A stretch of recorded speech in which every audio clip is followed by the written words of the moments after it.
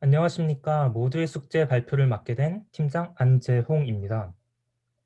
저희 팀원들은 이제 서비스 개발에 특화된 개발자로 구성이 되어 있습니다. 그리고 저희 모두의 숙제 같은 경우는 학습을 원하는 모두를 대상으로 합니다.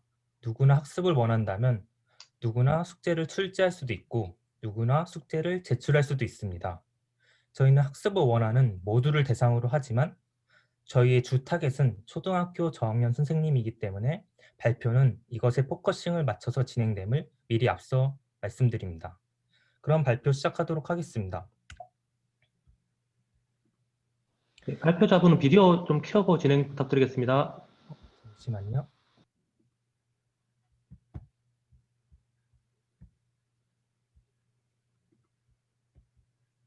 네, 발표 시작하겠습니다. 이 숫자 7이 무엇을 뜻하는지 아시나요? 코로나19로 원격 수업을 한 지 7개월이 지났다고 합니다. 이렇게 원격 수업은 길어졌지만 원격 수업의 효과는 현저하게 떨어진다는 것을 알 수 있습니다. 전문가들은 원격 수업의 질을 높이기 위해서는 활발한 피드백이 필요하다라고 조언을 합니다. 학생들이 문제를 풀거나 숙제를 풀거나 그랬을 때 이제 교사들이 피드백을 줌으로써 학생들의 학습 효과는 더욱더 높일 수 있다고 합니다. 특히 초등학교 저학년 선생님들은 그림 일기, 원고지, 독후감 등 손수 피드백을 남겨야 할 일이 많습니다. 하지만 이렇게 손수 피드백을 남겨야 할 일이 많은데 이것을 지원해주는 앱이 부족하니까 여기 나와 있는 것처럼 이 신발장을 활용해서 아이들과 소통하는 방법을 택하고 있습니다. 제가 현직 교사에게 물어보니 이렇게 원격 수업을 지원하는 다양한 앱들이 있지만 이것들은 원격 수업 강의라든가 원격 수업 출석 체크 그런 거에는 아주 적합하지만 저희가 생각하고 있는 숙제 관리 기능들은 부족하다라는 것을 알 수 있었습니다. 이러한 배경으로 저희는 원격 수업 확산으로 숙제 관리에 어려움을 겪고 있는 초등학교 저학년 선생님을 대상으로 이 아이디어를 고안하게 되었습니다. 먼저 선생님이 저희 앱을 통해서 숙제를 출제를 합니다. 숙제를 출제하면 학생들은 그것을 보고 숙제를 한 후에 본인의 핸드폰을 이용해서 이미지를 찍어서 저희 솔루션에 업로드를 합니다. 그렇게 숙제가 제출이 되면 선생님들은 그것을 채점을 하게 됩니다. 채점을 하면 아이들은 이제 그것을 보고 본인의 평가, 점수, 피드백 등을 확인을 하게 됩니다. 여기까지 말씀드렸을 때 얘네는 초등학교 저학년이 대상이라면서 과연 애들이 그렇게 잘 사용할 수 있을까라고 생각이 드실 수 있을 것 같습니다. 하지만 이 부분에 대해 저희가 조사를 해보니 이미 일부 초등학교에서는 사진을 찍어서 교사에게 보내고 교사는 그것에 대해 피드백을 하는 등 그렇게 일부 학교에서는 이미 그렇게 진행이 되고 있었습니다. 그리고 요즘 아이들은 이미 스마트 기기에 익숙한 아이들이기 때문에 저희가 가이드만 제공을 해준다면 고령의 선생님들이나 초등학교 저학년 아이들도 저희의 앱을 어렵지 않게 사용할 수 있을 것이다 라고 판단을 하였습니다. 다음은 저희 서비스 구조도입니다. 먼저 사용자가 본인의 핸드폰이나 PC를 통해서 저희 프론트로 접근을 합니다. 프론트에서는 이것저것 클릭을 하면서 저희 서버로 데이터를 보내고 저희 서버에서는 그것을 데이터베이스에 저장을 하게 됩니다. 저희는 이 부분들을 KT 파스타의 클라우드 환경에 업로드를 해두었고 어디서나 접속을 하게 되었습니다. 그리고 추가로 저희는 과제를 등록하거나 과제 점수를 등록하거나 편집하거나 할 때 저희는 블록체인 형태로 이제 블록들을 등록을 해서 보안을 유지시켜 두게 되었습니다. 그리고 저희는 오픈 API 형태로 공개 숙제라든가 유의미한 통계 자료를 외부에 제공할 생각을 하고 있습니다. 다음은 저희 서비스의 핵심 기능입니다. 저희는 손, 펜, 마우스 이런 것들을 이용해서 도형을 자유롭게 그릴 수도 있고 글씨도 자유롭게 쓸 수도 있습니다. 그리고 옆에 있는 것처럼 피드백을 텍스트 형태로도 남길 수 있습니다. 다음은 저희는 초등학교 저학년 선생님들이 어떻게 채점을 하나 유심히 지켜봤습니다. 저희는 초등학교 저학년 선생님들 같은 경우 이 칭찬 도장을 활용해서 채점을 많이 하시더라고요. 그래서 이 기능도 저희의 솔루션에서 제공하면 좋을 것이다 라는 생각을 해서 이 부분도 구현을 해두었습니다. 이 칭찬 도장을 사용한다면 더욱더 예쁘고 빠르게 채점을 진행할 수 있습니다. 다음부터는 저희 서비스의 부가 기능입니다. 먼저 통계 기능입니다. 이 통계 기능을 제공함으로써 과제의 난이도가 얼마나 되는지, 그리고 학생 학습 수준이 어느 정도 되는지를 파악을 할 수 있습니다. 그렇기 때문에 이 학생이 어디에 강점이 있고 어디에 약점이 있는지 선생님들은 파악을 할 수 있기 때문에 이 학생은 어디에 강점이 있습니다. 그렇기에 뭘 더 하면 좋을 것 같습니다. 그리고 어디에 약점이 있기 때문에 이것을 더 보강해야 됩니다 하는 식으로 피드백을 주어진다면 학생들의 학습 수준은 더욱더 올라갈 것입니다. 다음은 공개 숙제 보상입니다. 저희는 숙제를 제출할 때 공개 숙제로 할 것인지 비공개 숙제로 할 것인지 선택을 할 수 있게 합니다. 공개 숙제로 할 경우에는 다른 사람들에게 본인의 숙제를 공유하는 것이기 때문에 이에 대해 충분한 보상을 주어야 한다고 생각을 했습니다. 그래서 여기 있는 것처럼 누적된 좋아요 수를 통해서 음, 저희 뭐 학생들이 좋아하는 뭐 스티커라든가 뭐 아이디에 뭐 왕관을 씌워준다거나 아니면 뭐 동화책을 선물한다거나 하는 다양한 보상 시스템을 구상하고 있습니다. 다음은 상품 추천 기능입니다. 저희는 사용자 정보, 과목 키워드, 과제 키워드 등 다양한 정보들을 가지고 있기 때문에 이 사용자에게 어떠한 상품을 추천해 줄 수 있는지 파악할 수 있습니다. 그리고 저희는 협업 필터링 기능을 적용해 두었기 때문에 이 사용자가 어떤 것을 구매했는지, 어떤 상품을 구매했는지 파악을 해서 이 사용자에게 어떤 상품을 추천해 주면 되는지를 알 수 있습니다. 저희는 이 기능을 통해 이제 광고료 그리고 상품 판매 수수료 등으로 수익을 창출할 수도 있을 것입니다. 다음은 오답노트 기능입니다. 저희가 고등학교 때 오답노트를 어떻게 만드셨나요? 어려운 문제가 있다면 그것을 하나하나 오려서 공책에 붙이는 식으로 오답노트를 만들진 않으셨나요? 저희는 이 기능도 저희 솔루션에서 제공해주면 좋을 것이다라는 생각을 했습니다.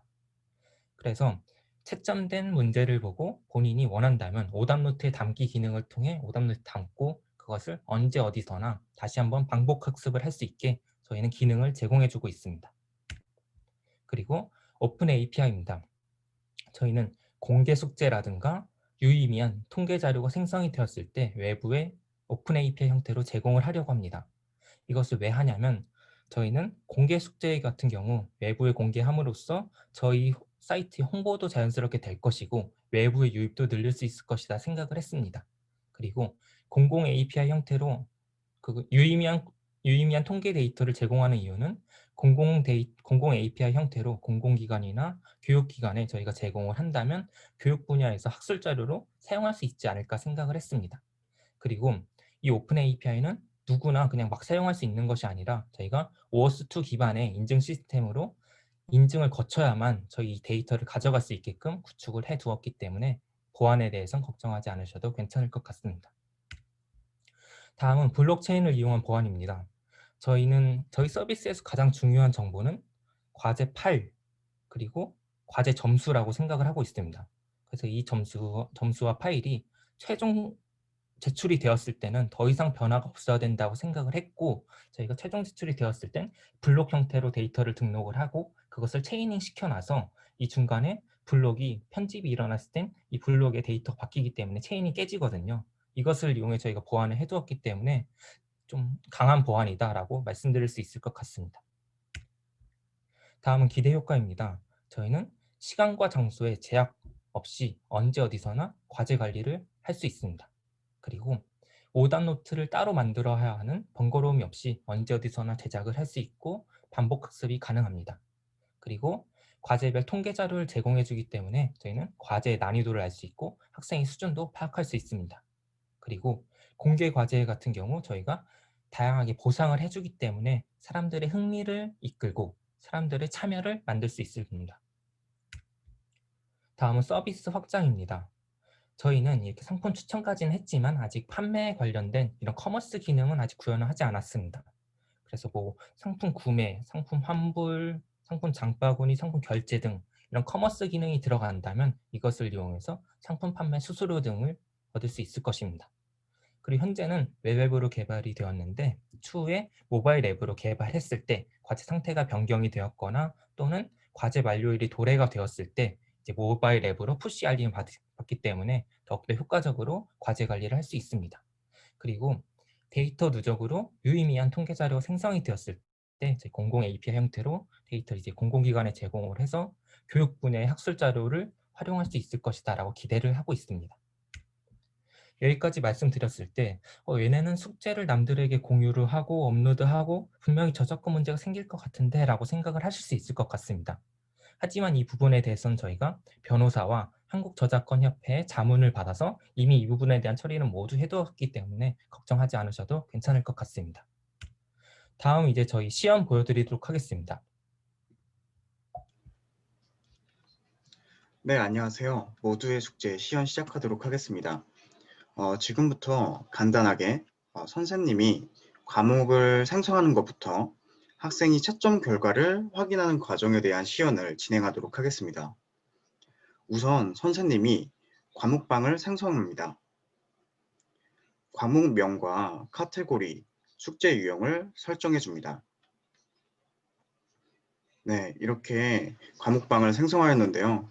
이렇게 만든 과목방은 URL 복사 기능을 이용해서 학생들의 참여를 유도해 줄 수가 있습니다.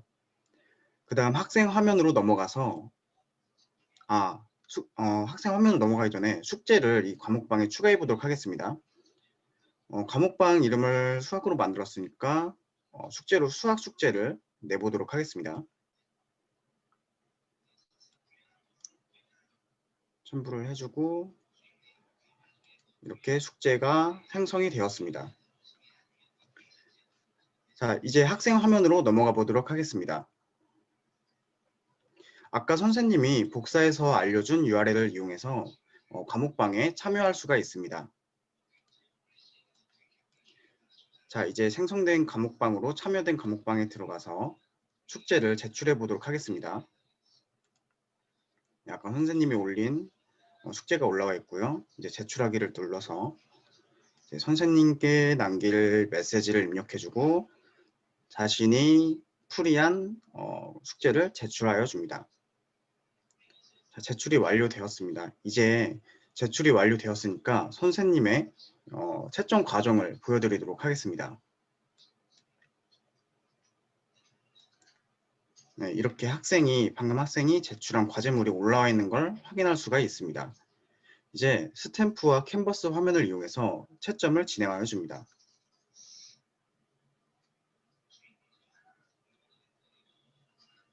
이렇게 피드백을 남겨줄 수도 있고요. 마지막으로 점수를 입력해 줍니다. 이렇게 하면 채점이 모두 완료됩니다. 이제 학생은 자신의 숙제에 대한 이 선생님의 피드백을 확인해 볼 수가 있습니다. 네. 선생님이 남긴 이런 채점 결과와 피드백을 확인해 볼 수가 있고 자신이 부족했다고 생각한 숙제에 대해서는 이런 오답노트 기능을 이용해서 자신의 오답노트에 추가하고 별도 메뉴에서 리스트 형태로 편리하게 확인해 볼 수가 있습니다. 그리고 부가적인 기능으로 통계 메뉴를 이용하면 나의 숙제 이력을 기반으로 통계 정보를 확인해 볼 수가 있습니다. 그리고 공개 숙제 메뉴에서는 내가 직접적으로 참여된 숙제방의 과목이 아니더라도 관심 있는 과목에 접근해서 직접 숙제에 참여하고 보상을 받아볼 수가 있습니다. 네, 이상으로 모두의 숙제 시연을 마치도록 하겠습니다. 감사합니다.